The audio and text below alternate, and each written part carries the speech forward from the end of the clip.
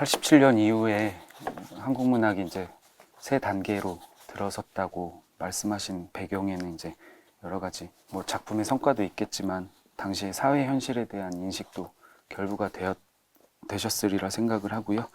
뭐 언급이 되었지만 PD적인 입장, NL적인 입장, 자유주의적인 입장 이것들을 종합하는 방식으로 세 단계에 대응해야 한다 이런 말씀을 하셨습니다.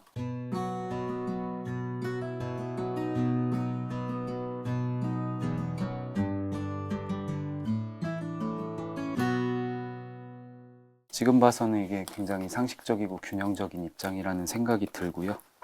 뭐 당시의 표현이라면 변증법적인 사고라고도 할 수 있겠고, 뭐 또 다르게는 이제 중용의 묘가 담겨 있다 그런 생각도 저는 좀 들었는데, 그러다 보니까 저는 이제 그 변혁적 중도의 시각이 이 당시 문학론에도 이미 담겨 있었구나 그런 생각을 하게 됐고요. 다만 당시에는 뭐 자칫하면 이들 모두로부터 조금 공감을 잘 못 살 수도 있었을 것 같은데 선생님께서 굉장히 자신 있게 그런 문제를 제기를 하셨던 것 같습니다. 이제 변혁적 문학 이야기를 하면서 변혁적 중도를 이제 같이 얘기하는 것은 쭉 오늘 대화의 맥락에서 있었긴 한데 이것을 좀 명시적으로 이렇게 시도했던 거는 저는 잘 못 봤던 것 같아서 한 번 더 이제 재차 여쭙고 싶은데 그런 입장이 이제 지금의 변혁적 중도 입장으로 이어지는 것으로 인식을 해도 될지 궁금합니다. 87년 이후로 새 단계가 시작됐다 이런 말씀을 하시는데 그게 아주 틀린 얘기는 내 입장을 아주 왜곡한 얘기는 아니지만은 그것도 좀 오해를 할 수 있는 그거예요. 그 맥락에서 보면 이제 80년대 초반에 이미 우리 민중 문학이 새 단계에 들어섰는데 왜 소시민적인 민족문학론자들이 그걸 인정 안 하려고 하느냐 이렇게 몰아붙일 때 내가 85년에 쓴 민중문학의 새 단계라는 글에서 지금 우리가 새 단계에 임박해 있지만 아직 새 단계에 진입한 건 아니다.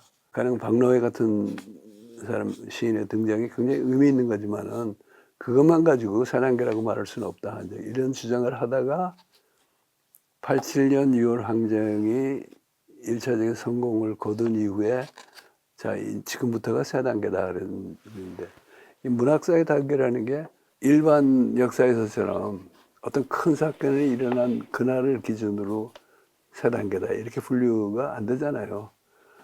어떤 경우는 문학이 먼저 새로운 단계에 진입해 있어가지고 그런 역사적 전환을 북돋우기도 하지만 많은 경우에는 일종의 지체 현상이 있어가지고 큰 사건이 역사적 사건이 일어나고 나서 한참 지나면서 새로운 문학사의 단계가 시작되는 그런 경우도 있는데 나는 이제 그 작품만 가지고 따져가지고는 88년, 89년에 갑자기 뭐 그렇게 대단한 작품이 쏟아져 나온 건 아니고 그때 이거를 이제 과제 중심으로 생각한 거죠. 87년 6월 항쟁의 성과로 인해서 우리 민족의 역사에서 민중의 역사에서 새로운 과제가 주어졌다 하면서 거기에 부응하는 문학이 나와야 되고 지금도 나오기 시작했고 또 그게 꼭 우리 현역 작가들이 써내는 작품이 아니고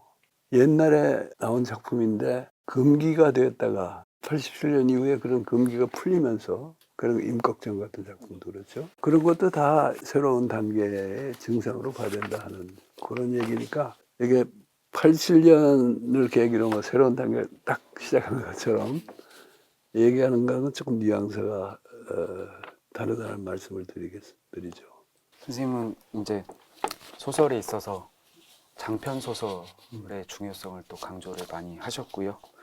또 다른 측면에서 이제 각성된 노동자의 눈 이런 기준을 제시를 하셨습니다. 오늘의 현실을 각성된 노동자의 눈으로 보는 참다운 민중문학의 작품들이 얼마나 나오는지가 관건적이라고 그렇게 말씀을 하신 바 있고요. 또한 그간에 이룩된 주목될 만한 문학적 성과가 흔히 노동 현실이나 노동자의식과 무관한 채로 이루어졌다는 사실은 단순히 노동문학의 부재를 뜻한다기보다 차원 높은 민중운동의 결여에 따른 본격적인 장편문학의 부재를 말해주는 것이다. 이렇게 말씀을 하신 바 있습니다. 그러면 이제 80년대, 90년대 쭉 거치면서 그런 어떤 훌륭한 장편 소설, 그런 실제 사례로서 어떤 것이 있었을까 좀 생각을 하게 되는데, 저는 이제 선생님의 이런저런 글을 접하면서 신경숙 작가의 외딴방을 높이 평가하셨던 것이 그간에 이제 견지해 오신 문학관을 토대로 그런 거기에 이제 중요하게 보셨다, 그런 생각을 하게 됐습니다.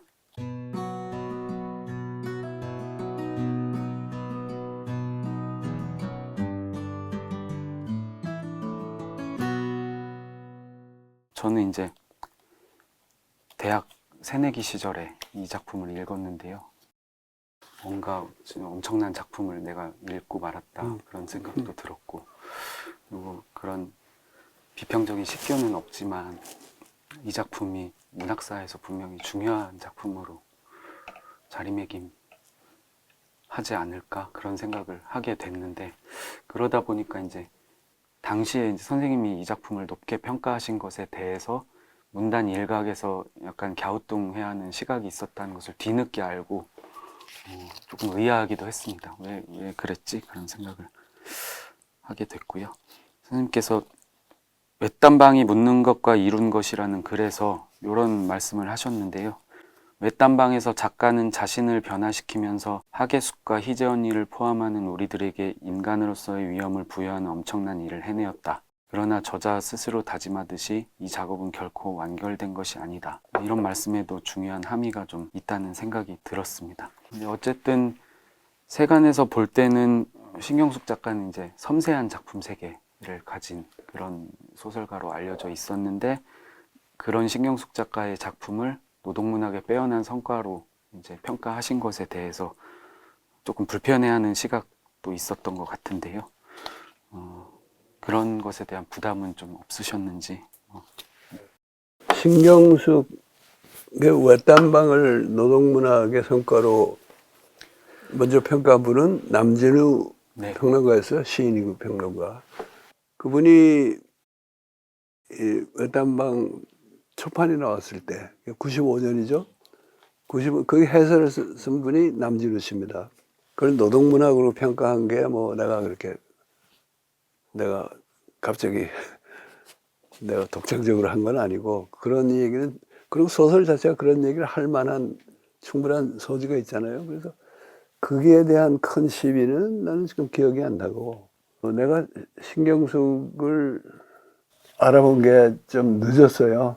80년대 말에 활동을 시작했는데 그때 모르고 있다가 풍금이 있던 자리라는 단편집 나오고 그 후에 잇따라 잡지에도 실고 창비에도 단편 발표하고 그랬는데, 그리고 이제 그런 그때 입장을 정리해서 발표한 게 지구시대의 민족 문학이라는 글입니다. 이 책의 첫머리에 실려 있는 93년도 평론인데 외딴방 이전이에요. 그때는 신경숙이 외딴방 같은 노동자의 세계를 그리는 소설도 쓰기 전이고 하니까, 그리고 소설에서 신경숙이라든가 시에서 김기택이라든가 소위 민족문학 진영의 일원으로 인정받지 않던 사람을 인정하는 것에 대해서 내 주변에서 말이 좀 있었어요. 왜 굳이 그런 사람 얘기하느냐, 우리도 애쓰고 있는데, 이제 그런 게 있었는데, 각성된 노동자의 눈이라는 얘기는 내가 80년대에 했고, 이 책에 90년대 글 중에 이제 그게 다시 언급이 됩니다. 근데 그게 이제 신경수와 관련해서 얘기하자면은 80년대에서 각성한 노동자라 그러면 소위 선진 노동자라 그래가지고 의식화된 노동자, 특히 파업을 주도하고 하는 노동자들을 말을 했어요. 근데 그런 관점에서 보면은 외딴방에도 물론 노조운동하는 사람이 나오긴 나와요. 나오지만은 외딴방의 작가는 전혀 각성이 안 된 작가죠.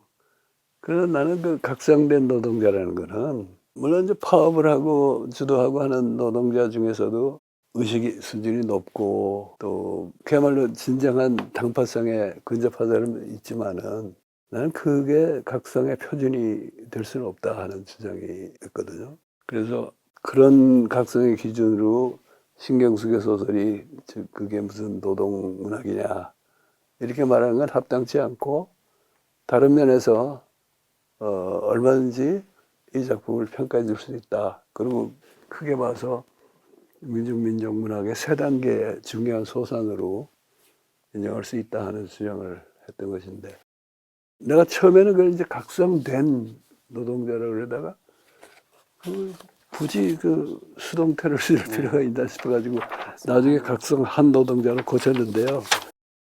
그 사실은 약간 이제 계급의식 얘기도 나왔고 민중성과 예술성 얘기도 나왔고 굉장히 중요한 개념이라고 생각합니다.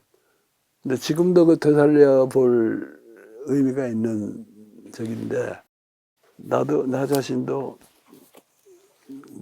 뭐 네가 뭐 노동 현장 얼마나 한다고 각성한 노동자 운운하느냐 이런 소리도 듣기 싫고 그래서 한동안 얘기를 안 하고 있다가 2000년대의 한국 문학을 위한 단상이라는 글을 쓴 게 있습니다. 여기에 현 시점에서 우리가 좀 곱씹어 볼 만한 그 문제가 있다고 생각이 돼서 해당 부분을 좀 읽으렵니다. 민중의 각성을 얘기하면서 80년대식 선진 노동자가 요구하던 노동 해방 문학이나 민중적 민족문학보다는 본격적 장편 문학을 위시한 좀 더 다양하고 풍성한 예술적 성취를 택하리라는 이 각성된 노동자라면 예술의 성취를 택하리라는 주장은 지금 돌이켜보건대 평범한 상식에 가깝다. 그렇게 주장했어요. 오히려 현 시점에서는 어째서 굳이 노동자냐는 의문이 앞서기 쉽다. 여기서 중요한 것이 문자 그대로 전 지구적인 시각이다. 세계화가 진행되는 오늘의 세계는 어느 특정 지역, 예컨대 구미 선진국이나 동아시아의 일부에서의 시야를 국한했을 때보다도 빈부의 격차가 현저히 확대가 돼가는 세계이며 그것도 국지적인 예외가 있지만 주로 노동하는 사람들이 가난해지고 놀고 먹거나 있는 돈을 놀리고 사는 사람들이 부유해지는 세상인 것이다. 노동자의 눈은 두말할 나위 없이 이런 세상이 부당하며 극복돼야 함을 꿰뚫어 본다. 나아가 지식사회가 되고 정보사회가 된다고 해서 노동이 근절될 수 없으며 되어서도 안 됨을 인식한다. 물론 이런 인식이 누구에게나 저절로 생겨나는 것은 아니다. 노동이 근절될 수 없다는 인식은 한편으로 정보가 이 과정에서 얼마나 많은 굳은 일이 세계의 다른 지역이나 국내의 외국인 노동자 등 눈에 덜 뜨이는 영역으로 옮겨지고 있는지에 대한 통찰을 요하며 다른 한편으로 정보와의 진전이 자본주의로 진행될 때 정보와 인간 노동의 분리 또한 위험 수준을 초과하여 인류의 다수가 부적격품으로 폐기 처분되는 문명 괴멸의 날이 올 수 있다는 위기 감각도 필요하다. 다시 말해 각성한 노동자의 눈은 근대 세계 체제의 현행 세계화 과정에 대한 발본적 대안을 제시하는 입장을 뜻한다. 그러나 섣부른 계급운동으로 치닫는 것은 참다운 각성과 거리가 멀다. 온전한 의미의 노동자 계급은 세계 경제를 단위로 해서만 논할 수 있고 그 차원에서는 아직도 형성 중인 계급인 만큼 초점을 좀 더 광범위한 민중에 두는 운동 노선이야말로 각성한 노동자의 당연한 선택이다. 더구나 한반도의 경우는 분단체제의 존재로 인해 일국 단위 계급운동의 효용성이 더욱 불투명한 만큼 국민 대중의 폭넓게 호소하는 중도적 내부 개혁 및 분단체제 극복운동이 요구되는 것이다. 그렇다고 이것을 일시적인 연합전선으로만 볼 일은 아니다. 정보가 진행될수록 노동자와 기술자를 겸한 인구가 늘어나기 마련이며 자본의 규모가 커질수록 진정한 노동계급은 항산이 없어 항심도 결한 적빈자 집단이 아니라 가진 것이 아주 없지 않으면서 항심을 잃을 정도로 많지도 않은 동시에 궁핍화의 위협을 무엇보다 항심에 대한 위협으로 인식하고 저항하는 층으로 구성된다. 다시 말해 계급운동론자들에 의해 흔히 전략상의 연합체로만 인식되는 민중이 실은 목화 형성 중인 전 지구의 노동계급의 실체인 것이며 이들의 전면적 산업 노동자화나 절대 빈곤화가 아니라 오히려 노동하는 인간으로서의 자기인식을 수반하는 지식화의 실력 배상이 해방의 관건인 것이다. 잘 썼잖아요. 네. 박수를 치고 싶게만. 이때는 내가 변혁적 중도주의라는 개념을 제출한 이유인데 여기서는 그 얘기는 안 했습니다만은 이게 이제 말하자면 변혁적 중도주의. 그리고 그 변혁적 중도주의는 한반도에서 세계적 차원으로도 확대 가능하고 일제 시대에도 소급할 수 있는 그런 변혁적 중도론을 여기서 내가 이제 다른 각도에서 한번 설명한 셈이죠.